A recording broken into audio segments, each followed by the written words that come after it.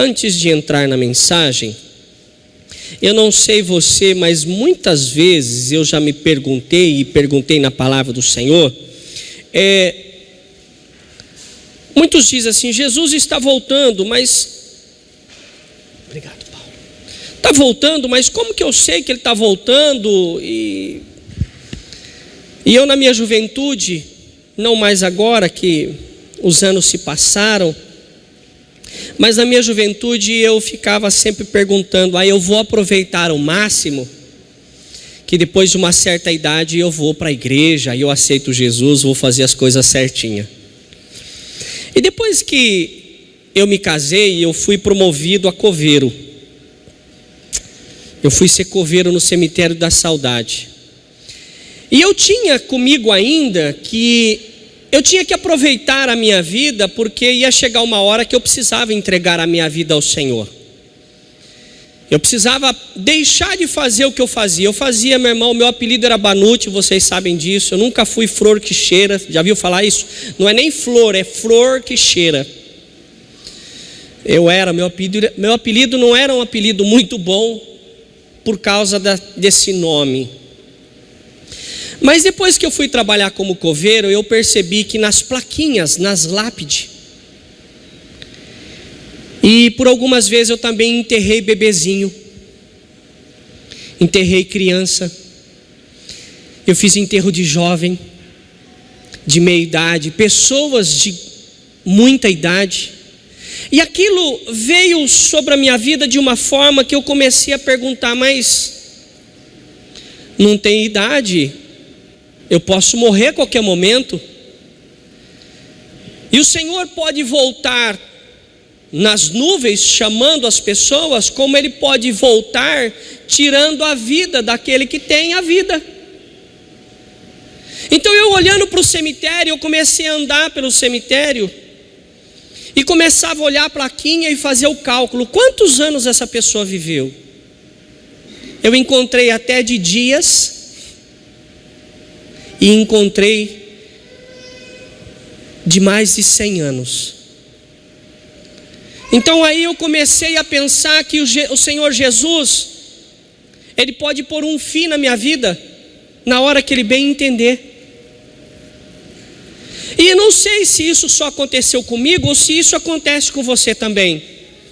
Que às vezes a gente acha, eu estou falando de mim, que eu me achava que eu poderia fazer o que eu quisesse, e depois eu dava um jeito. E aí alguém me contou uma história um dia desse, que as coisas erradas que a gente faz é como se fosse colocar um prego e uma tábua de madeira. Então eu cometi um erro, eu vou ali, eu prego um prego, eu faço com que um prego entre em uma tábua de madeira. Mas depois eu peço perdão por aquilo de errado que fiz. Aí eu vou lá, então tiro aquele prego. Tem o prego na madeira? Não, não tem mais o prego na madeira, mas ficou um furo lá, ficou uma marca. Então nós devemos tomar muito cuidado. Eu estou falando comigo, porque a palavra que vou ministrar a você, ela falou grandemente comigo, que eu tenho que estar atento, que o meu dia, o meu fim, como eu sempre digo aqui, eu quero viver até 150 anos, jogando bola com meu tataraneto. Eu falo assim: mas será que essa minha vontade é a que Deus quer para mim? Qual é a vontade de Deus para cada um de nós que entrou aqui nessa noite? Qual é o propósito do Senhor para nos manter vivo? Qual é a intenção dele? O que Ele quer de nós? E aí eu estava meditando na palavra do Senhor, e me veio no pensamento aquela questão: quando é que Jesus vai voltar? Todo mundo fala, o mundo está no fim, está acabando, hein? Você viu, está no fim, é o fim do mundo. Você já deve ter ouvido isso só esse ano, inúmeras vezes. Mas depois eu fui questionar a Bíblia sobre isso. E aí, meu irmão, a Bíblia é a real. A Bíblia é a verdade. E eu quero dar um tema para a mensagem dessa noite, que se diz: o mundo está no fim? O mundo está acabando mesmo? E o texto base é esse de Mateus capítulo 24, versículo 3, mas antes de chegar aí eu quero fazer uma introdução. Sempre quando nós olhamos por um tempo, você imagina aquele tempo, aquelas nuvens escuras, aquele ventinho, aqueles raios, o que vem na nossa cabeça? Vai chover. Vai chover. Quando a gente passa, principalmente esses dias, né? Eu, de vez em quando vou fazer uma caminhada, eu passo perto de um pé de manga, uma mangueira enorme. E a gente vem caminhando assim e vendo se tem, né, algumas amarelinhas. E aí se ventou a noite, você procura no chão uma com um cabinho que esteja ali verdinho. Quando a gente estava passando, a gente passava perto dessa mangueira, eu vi uma florada, eu vi muitas flores nos galhos desse pé de manga, dessa mangueira. Antes de ver uma manga, aquelas flores anunciava que depois das flores viria as mangas. Deus ele usa por parábola para nos ensinar sobre a situação do fim, do que está acontecendo, do que vai acontecer e tantas outras coisas, né? Não precisa muito. Eu, quando era criança lá no sítio, eu jogava pedra no cacho de abelha. E depois que eu jogo a pedra no cacho de abelha, não adianta ficar esperando ver onde vai cair o cacho. Você joga e sai correndo. Sabe por quê? Porque uma coisa é certa: a abelha vai te pegar. E pegava. Era certo. Então tem coisas que não tem como eu atravessar uma avenida correndo. Eu corro o risco de ser atropelado por um carro, caminhão. Pega 20 para as 8 da manhã, quem tenta atravessar a Rondon correndo de olhos vendados, para você ver o que vai acontecer. A chance é muito grande. Isso é a chance, mas Deus, quando Ele fala, não tem chance de não ser, é. Mateus 24, quero ler com você 8 versículos, do versículo 3 em diante. Olha o que está escrito aí. No Monte das Oliveiras, achava-se Jesus assentado. Quando se aproximaram dele, os discípulos, discípulo quer dizer aluno, aqueles que estão aprendendo, e em particular lhe pediram: dize-nos quando sucederão estas coisas, e que sinal haverá da tua vinda e da consumação dos séculos. Em alguma outra passagem, do fim do mundo, em algumas passagens diz. Versículo 4: e ele lhe respondeu: vede que ninguém vos engane, porque virão muitos em meu nome dizendo eu sou o Cristo, e enganarão a muitos. E certamente ouvireis falar de guerras e rumores de guerras. Vede, não vos assusteis, porque é necessário que assim aconteça, mas ainda não é o fim. Porquanto se levantará nação contra nação, reino contra reino, e haverá fomes e terremotos em vários lugares. Porém, tudo isso é o princípio de dores. Eu estava olhando para esta passagem e eu observei que os discípulos, quando eles queriam conhecer alguma coisa, saber alguma coisa da parte de Deus, eles se dirigiam a Jesus. Quando nós queremos saber alguma coisa de Deus, eu me dirijo à palavra de Deus e me dirijo a outras pessoas que têm um conhecimento a mais do que o meu. Mas mesmo ouvindo dessa pessoa que tem um conhecimento a mais do que o meu, há uma necessidade de se confirmar aquilo que eu estou ouvindo, se está na palavra de Deus. Por que eu estou te dizendo isso? Porque muitos, a palavra diz assim, que levantaria-se falsos, pessoas que não tiraria da palavra a pregação, não tiraria da palavra de Deus a mensagem, mas pegaria uma mensagem e colocaria lá. Então isso nós temos que tomar muito cuidado, porque pessoas, às vezes, você acreditaria que se eu chegasse para você aqui e dissesse, desse um pulo, começasse a falar em línguas, suriandalabaço, aí já começa a arrepiar, né? E de repente liberasse uma palavra: ei, Pode deixar a chave do teu carro aqui, viu? Porque a hora que você chegar na tua casa, eis que manda te dizer, vai ter uma Mercedes 205 lá. Quem acredita, joga a chave aqui, aleluia. Eu ia sair um por um. Falei, pastor, dono de concessionária agora?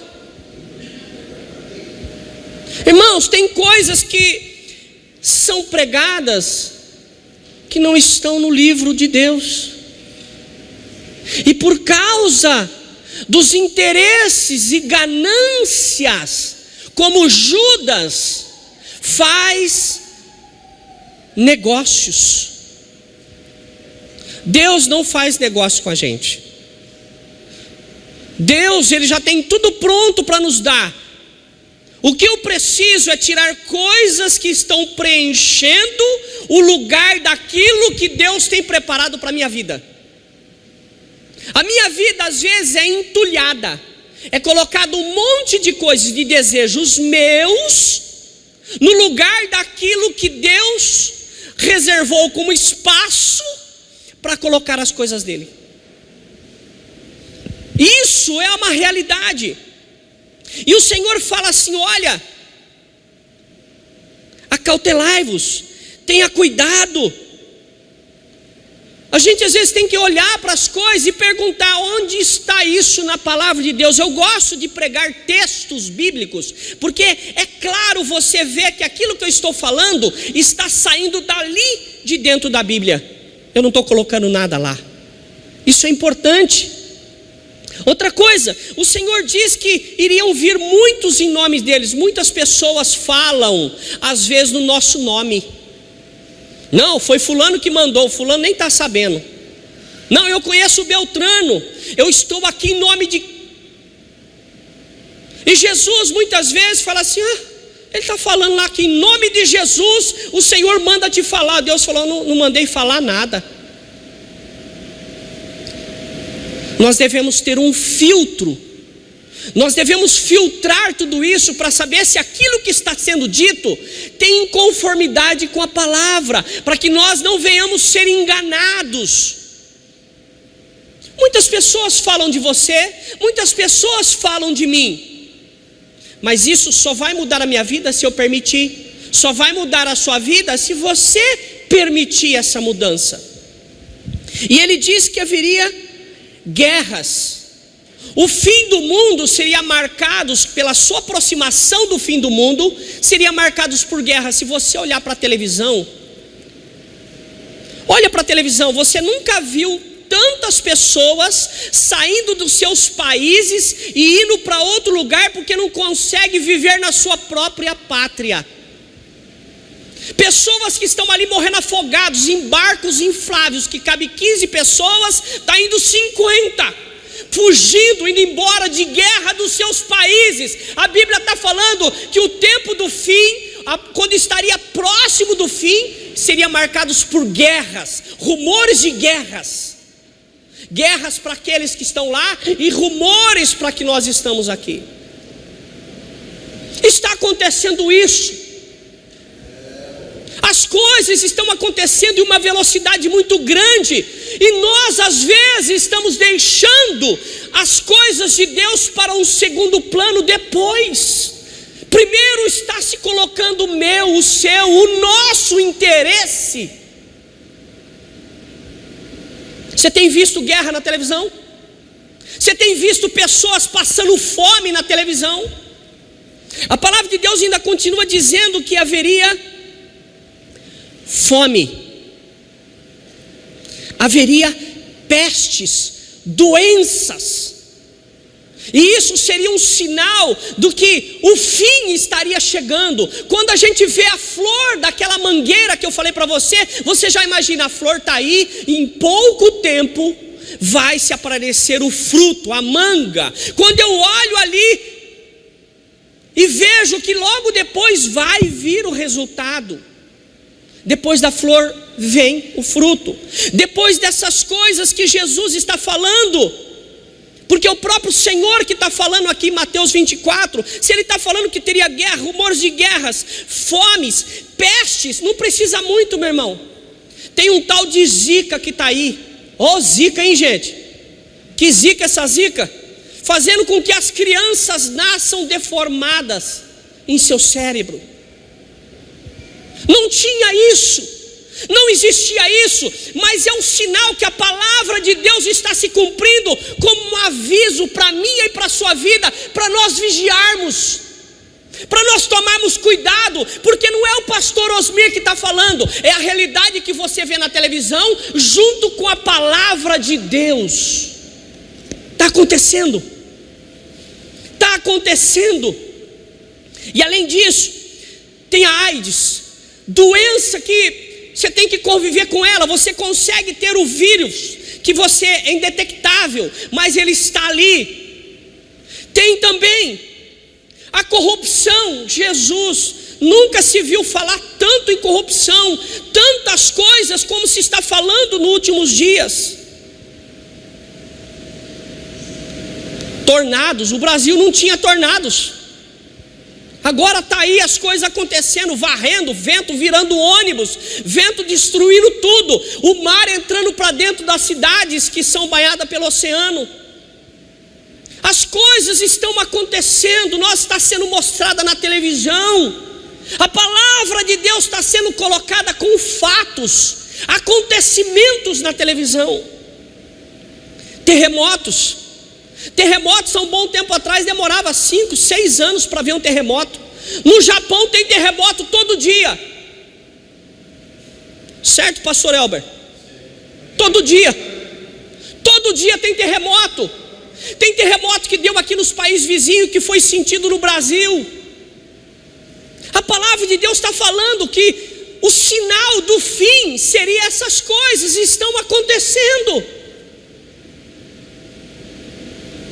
O Senhor está nos avisando, está mandando recado com as doenças, está mandando recado. Meu irmão, câncer, nunca se morreu tanta pessoa e nunca se viu tantas pessoas contaminadas por essa doença, câncer. O que será que Deus está querendo falar com a gente? É um aviso. Ele está falando, olha, está chegando o fim, como está a tua vida, como está o seu relacionamento comigo, com Deus. Deus está sinalizando, Deus está avisando, manda vento, manda terremoto, manda doença, manda isso, manda guerra, manda, e nós estamos ali esperando o quê? Como está a minha vida com Deus?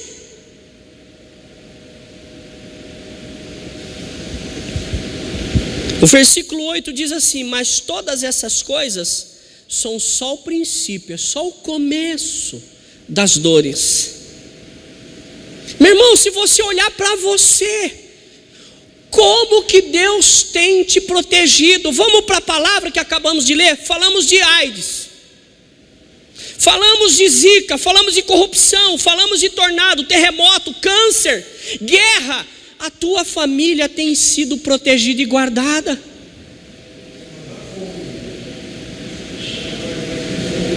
Está percebendo que o povo de Deus, de certa maneira, está sendo protegido e guardado por Deus?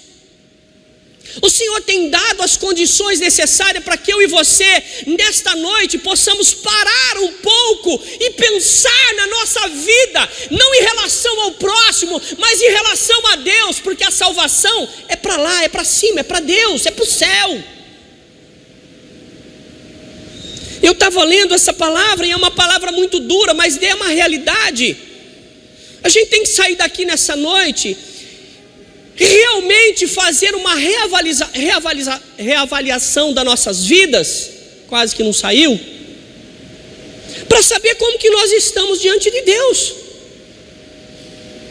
E não adianta eu perguntar para você, se eu perguntar o que você acha de mim? A primeira coisa, nariz grande e vermelho na ponta, já vai começar a guerra já. Pouco cabelo em cima, precisa usar aí um quepá. Peludo vai ter que usar também um talite.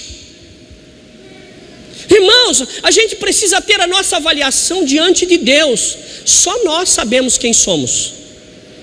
Na nossa intimidade, quando nós estamos no nosso quarto, quando nós estamos de frente ao computador que não tem ninguém, quando nós estamos na internet, longe da esposa, do marido, longe do pai, da mãe, você tem essa intimidade. Quem é você quando você está sozinho diante de Deus?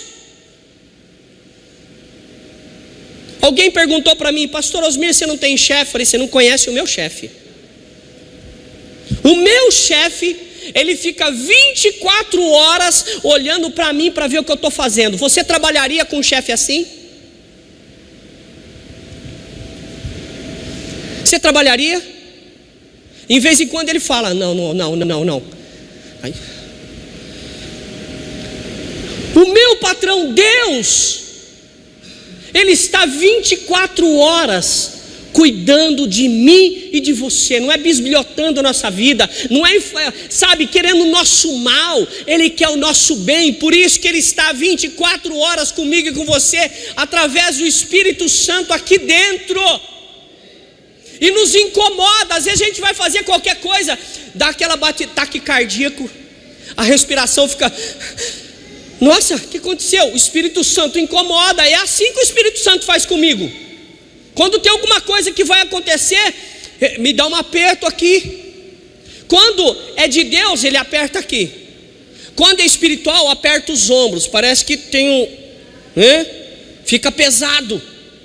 Isso só é perceptível. Abra agora, vai lá para o 32, versículo 32 de Apocalipse, de Mateus 24.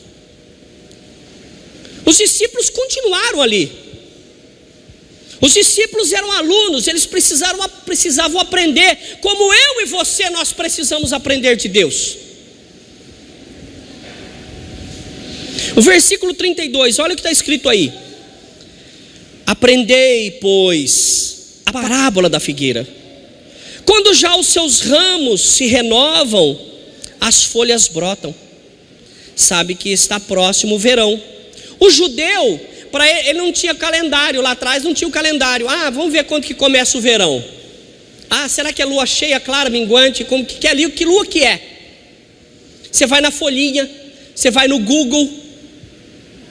Lá não tinha isso.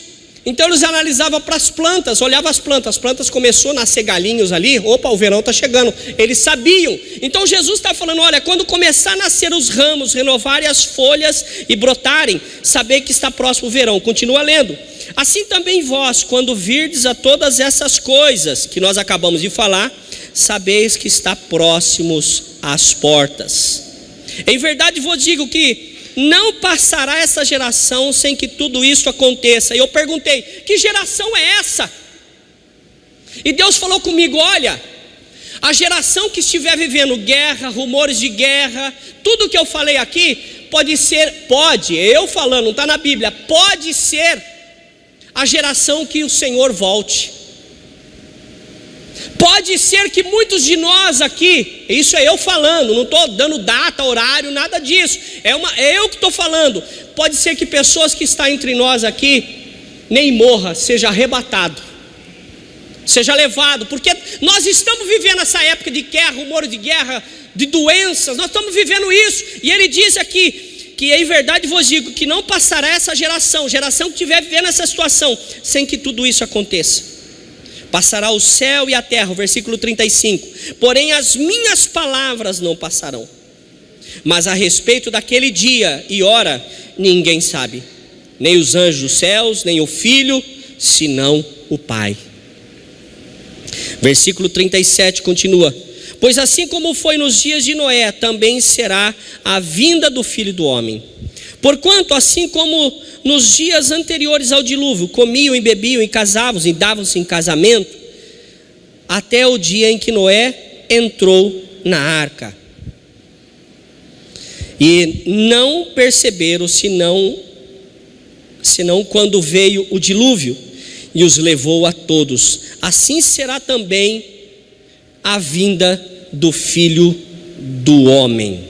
Meu irmão, eu quero parar um pouquinho aqui e quero puxar pela memória e trazer para você o que eles estavam fazendo na época de Noé.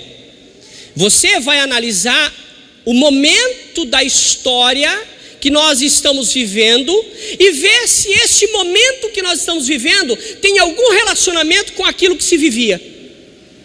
A palavra de Deus diz aqui que se eles casavam e se davam em casamento, bebiam e comiam. Eu vou ministrar para você o que Deus colocou no meu coração. Deus aqui ministrou para mim que essas pessoas nessa época, eles estavam interessadas no momento que eles estavam vivendo. Eles queriam ter uma vida boa. Não importava o que estava acontecendo, eu estando bem, o restante pode pegar fogo e os bombeiros estejam de greve.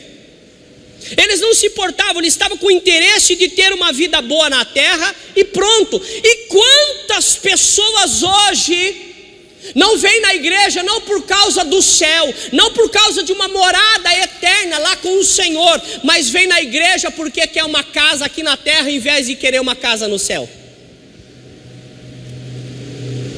Vem aqui para ter uma vida boa na terra e não está nem preocupado se vai ter direito ou não a uma vida no céu.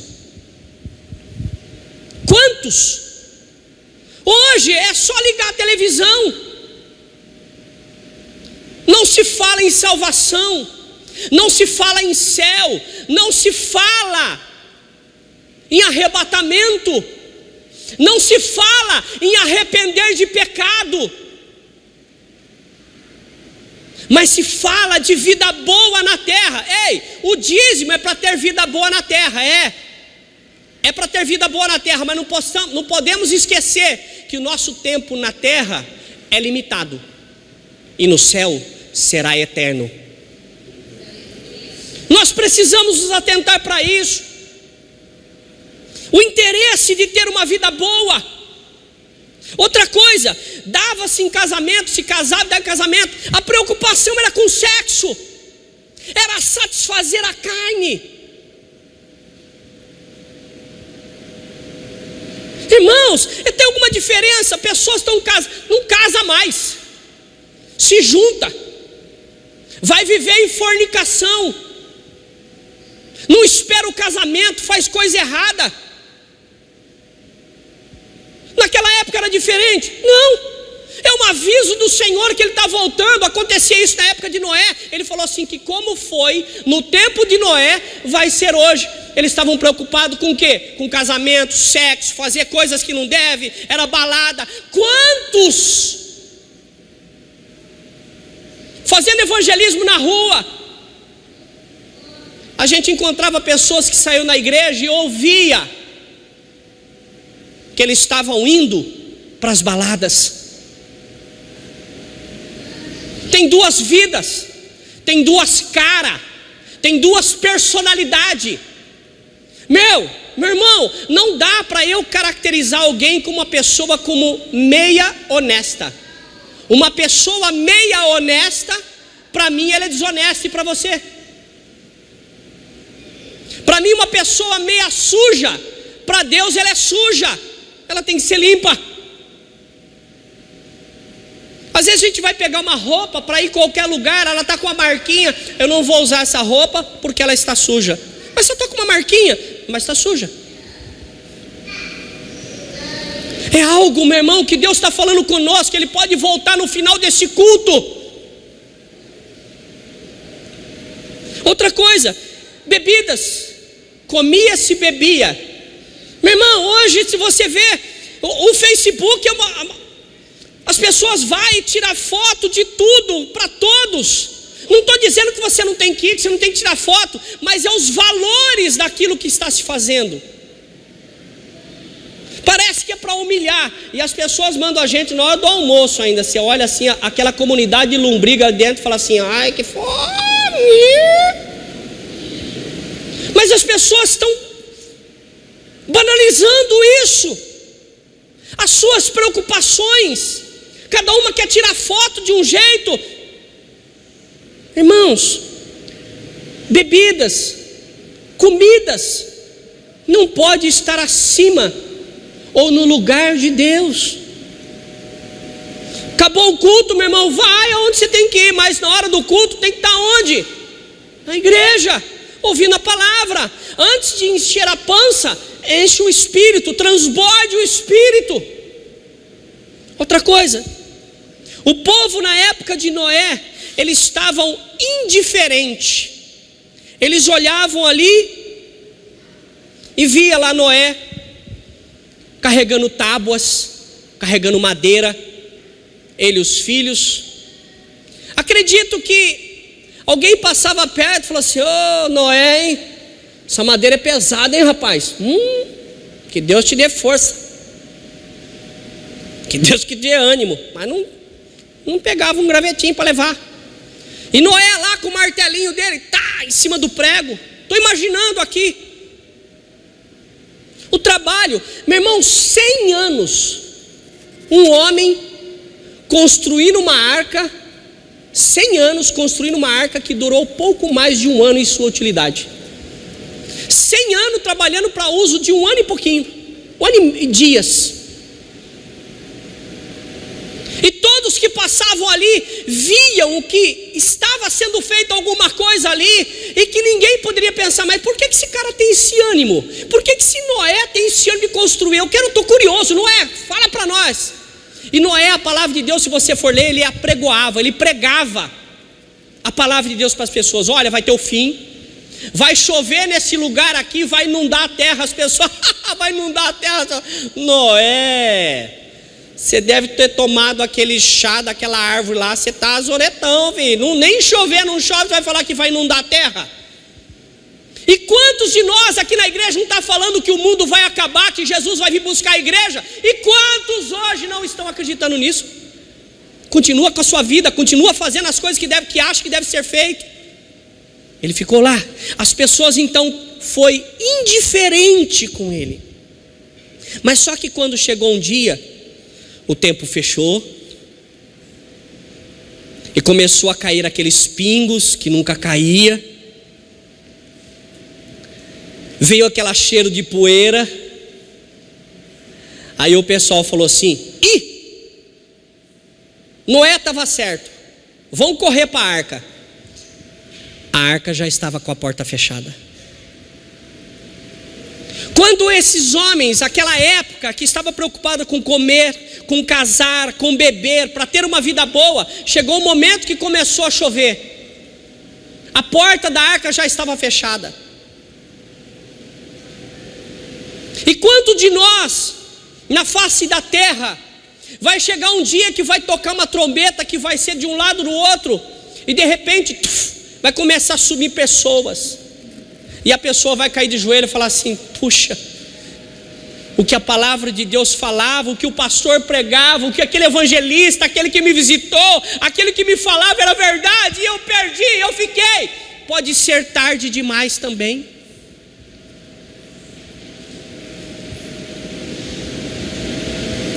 Muitos estão indiferentes com a pregação da palavra.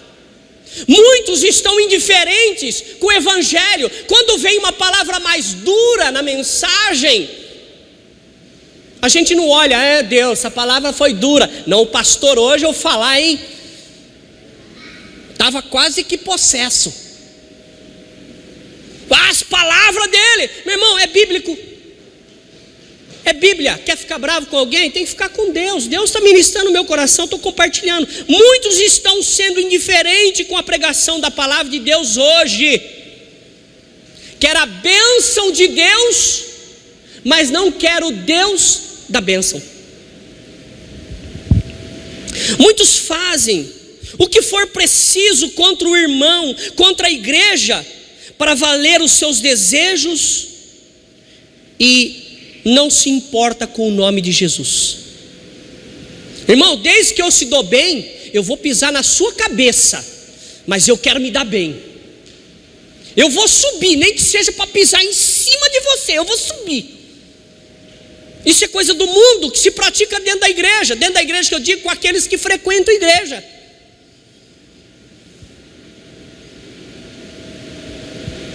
Como tem sido o nosso comportamento? Mas vai chegar um dia que a trombeta vai tocar. E hoje, vamos imaginar uma situação: se a trombeta tocasse hoje, se a trombeta de Deus tocasse agora, como seria? Como estaria a nossa vida com Deus? O Senhor, Ele se entregou na cruz para nos salvar, não para nos condenar. Quando um animal, morre, um boi morre, aquilo que a morte dele tem que nos sustentar através de um churrasco, através de um assado ali, de uma costelinha minguinha. Não é? A morte é para trazer sustento, é para fortalecer, é para dar vida. A morte de Jesus é para nos dar vida e vida eterna. Eu não estou ouvindo muito glória a Deus hoje. A igreja está me entendendo? Amém? Amém. Tem alguém dormindo aí? Diga amém. Raspou, hein? A construção da arca por 100 anos, Noé trabalhando nela. E você sabe há quantos anos está sendo pregada a palavra de Deus, o Evangelho?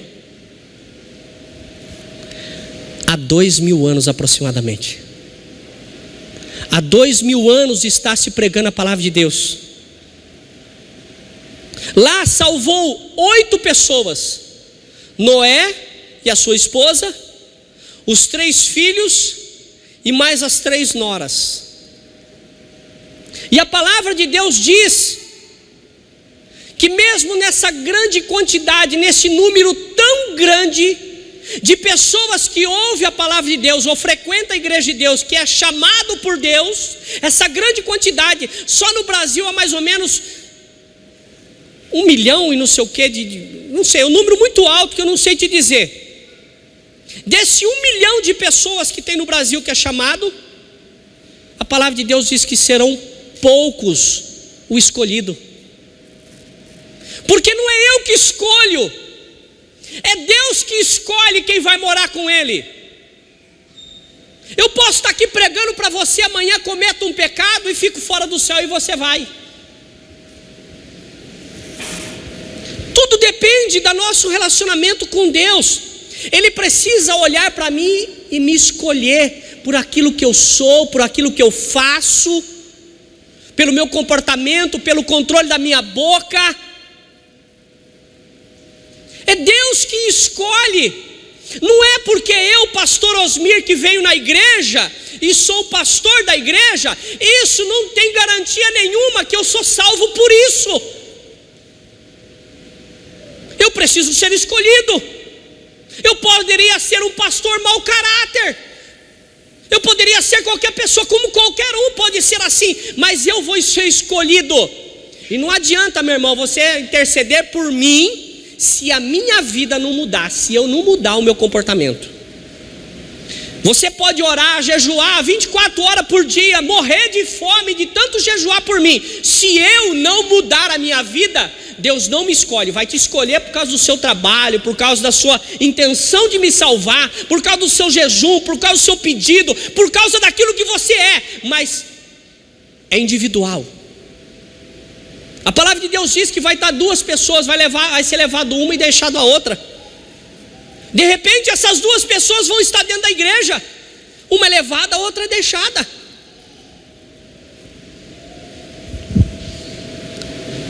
E quantos não estão nas mesmas práticas que Noé, aquela época de Noé vivia? O que foi usado na construção da arca? Você sabe o que foi utilizado? As principais coisas que foram utilizadas na arca: madeira, martelo e prego. Esses 3 elementos que acabei de dizer, estava proporcionando para o povo daquela época uma salvação. O povo daquela época não aceitaram o que foi construído com madeira, com o prego e com o martelo. Não aceitaram isso. Estou falando nos dias de hoje, o que utilizaria para fazer uma arca? Esses 3 elementos. E pessoas se perderam porque não aceitaram a construção nesses 3 elementos. No dia de hoje, Jesus foi pregado no quê? Madeira.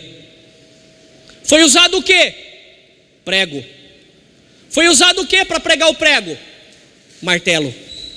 E quantas pessoas não estão sendo indiferentes com isso, não valorizando isso que o Senhor fez? Quando eu erro um caminho, principalmente todas as vezes que eu vou para a praia por São Paulo, eu erro o caminho. E aí as pessoas que estão comigo falam: você conhece aqui? Eu falei: conheço tudo. Conhece nada, já perdeu. Já a hora que eu falei, já perdi. Quando eu erro um caminho, eu tenho que fazer uma conversão e voltar para o caminho. Quando aquilo que eu estou fazendo não está me levando para o céu, então eu estou em caminho errado. Eu preciso fazer uma conversão e mudar o caminho.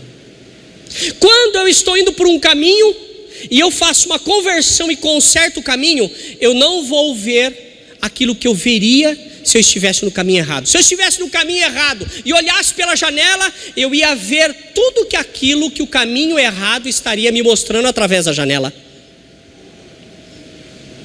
Mas quando eu acerto o meu caminho, eu começo a andar por um caminho e eu começo a ver o caminho certo, eu começo a ver tudo que a janela me mostra no caminho certo. O que eu quero dizer com isso?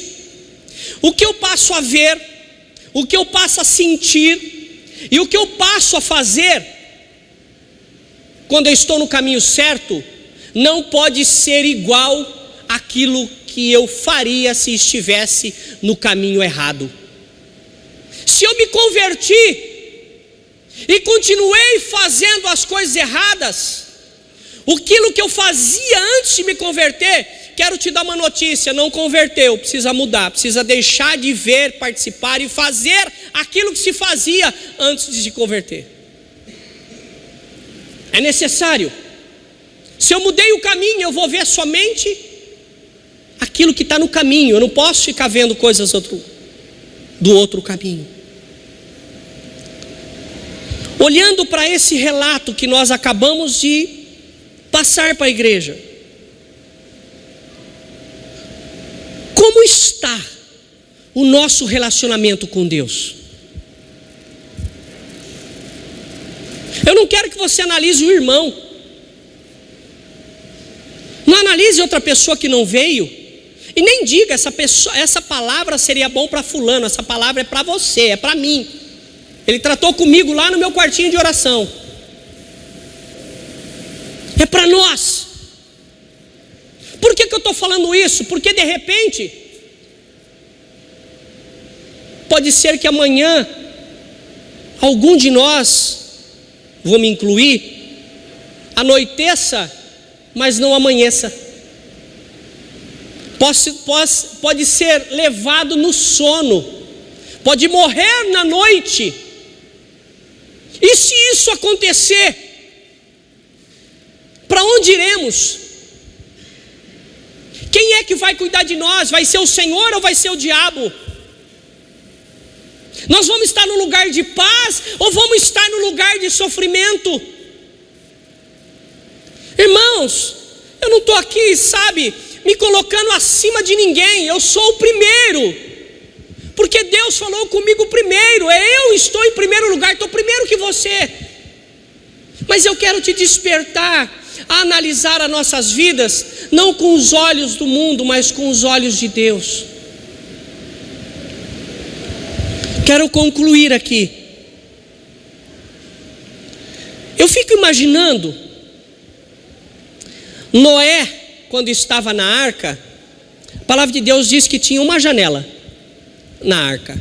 Eu fico imaginando Noé abrindo a arca, depois ali de 2 dias, 1 dia e meio, que a terra tinha sido tomada pelas águas. Eu fico imaginando Noé olhando e vendo os corpos boiando na água. Você já pensou nisso?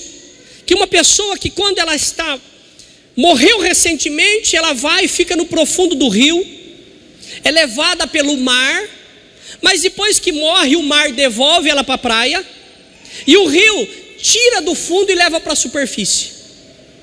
Eu fico imaginando Noé olhando por aquela janelinha da arca e falando assim: olha quanta gente morta, olha lá, tem uma criancinha, olha lá, uma pessoa de idade abraçada a outra. Eu fico imaginando essa cena. Agora vamos mudar um pouquinho. Vamos imaginar que ao invés de ser Noé nessa janela, seja eu ou você. Aí de repente você abre a janela e de repente fala assim: minha mãe, meu pai, meu filho, meu neto. Pensa nisso. A gente não vai estar na arca, meu irmão e minha irmã, mas nós vamos estar na glória. E você aceitaria lá na glória sem o seu filho, sem a sua mãe, sem o seu pai, sem a pessoa que você ama? Se de repente você pudesse hoje olhar por essa janelinha, quantas pessoas você viria boiando por não ter aceitado Jesus? E muitas das pessoas aceitam Jesus não por aquilo que eu e você falamos. Muitas pessoas aceitam Jesus por aquilo que Ele vê em mudança na nossa vida. Eu sempre digo aqui, meu apelido é Banute. Quando você conversa com o Romário, ele vai pregar um dia aqui, o Romário ele começa a contar a minha história, ou o tio do Elber, o Ezequiel, o pastor Ezequiel, ele começa a contar a minha história.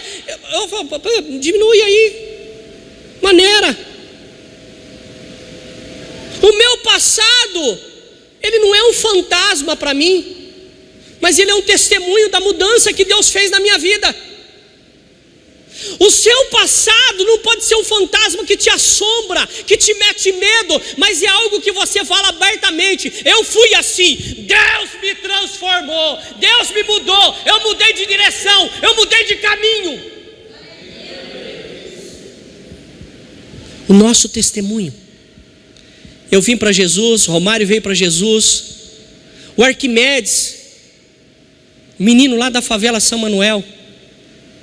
Um dia eu estava na beira do rio lá, que a gente jogava bola ali na praia do Rio Bauru,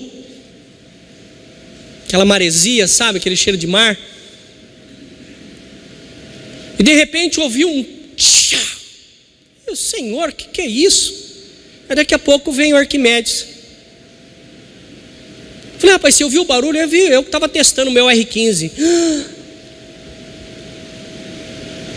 Hoje ele é presbítero. Romário. Irmãos, o nosso passado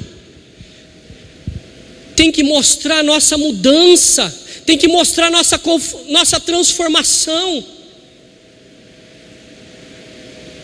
Esse tempo que nós entregamos aqui para Deus, porque esse tempo aqui na igreja você está entregando para o Senhor, esse tempo tem que fazer com que as nossas vidas mude para Deus e para as pessoas. Se no meu tempo todo mundo se reunia em volta de mim para contar piada suja, hoje eles não me chamam mais. Mas se continua chamando, meu irmão, tem alguma coisa errada. Os meus amigos e parentes me chamavam para tomar cerveja, eles não me chamam mais. Eles me chamavam para ir no bar, eles não me chamam mais. Não por causa do bar, mas por causa daquilo que eles iam fazer no bar. Eles iam beber, encher o caneco. E bebida alcoólica me dá dor no nariz, porque eu quebrei meu nariz com uma cadeirada quando eu estava com o caneco cheio. Só de pensar lateja. mudança, transformação. Olhando para esta palavra, eu não posso viver mais na época de Noé. A palavra de Deus está me avisando que o tempo está no fim. Começou a surgir doenças incuráveis, corrupção, guerras, rumores de guerras, terremotos, maremotos, tufão, aqueles ventania. Irmãos, é um aviso que o tempo do fim está próximo. E ninguém sabe, pode ser no dia seguinte, como pode demorar anos, porque a palavra de Deus que nós lemos, que nós não sabemos o dia e nem a hora. Hoje, eu trouxe essa reflexão para você, para que você olhe para dentro de você mesmo e faça uma análise de sua vida. Meu irmão, quanto tempo você já está vindo na igreja? Quanto tempo você já ouviu a palavra de Deus? A palavra tem um ditado popular que deveria servir para todos os crentes que ouvem a palavra de Deus. Tem um ditado popular que diz assim: pedra dura, água mole, de tanto bate, até que fura. Mas quantas vezes nós hoje ouvimos a palavra de Deus e essa palavra não conseguiu mudar, moldar, fazer a diferença na nossa vida? Eu falo de mim, meu irmão. Eu lá atrás eu queria bagunçar o máximo para depois ir para a igreja, aceitar Jesus. Mas quando eu comecei a olhar as plaquinhas do cemitério, que não era só pessoas de idade que morria, eu falei, tem alguma coisa errada nos meus pensamentos. Hoje o Senhor está te trazendo uma reflexão que pode mudar a sua história de relacionamento com Deus. Não é uma palavra para ser euforia, não é uma palavra, mas é uma palavra de orientação, de ensino para nossas vidas cotidianas. E isso, compartilhe com teu filho. Você sabe, você já disse isso para o teu filho, já disse para o meu. Eu tenho medo da companhia dos meus filhos, porque tem um ditado popular que diz assim: diga com quem tu andas. Você está andando com Deus? Então eu sei quem você é. Você não está andando com Deus? A influência vem. Eu queria chamar aqui o Ministério de Louvor e nós vamos cantar um hino.